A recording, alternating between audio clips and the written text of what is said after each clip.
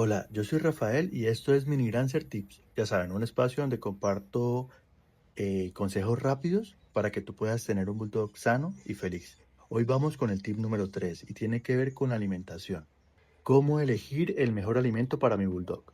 Y no todos los alimentos son iguales. Cuando tú compres el alimento, no importa en cualquier supermercado o cualquier marca, fíjate siempre en los ingredientes. Que los primeros ingredientes siempre sean proteínas de origen natural y evita colorantes o rellenos innecesarios, porque la alimentación es una de las decisiones más importantes para la salud de tu bulldog francés. Ahora, si tú quieres alimentar de forma natural, te dejo como consejo la guía que creamos que se llama Frenchy Food.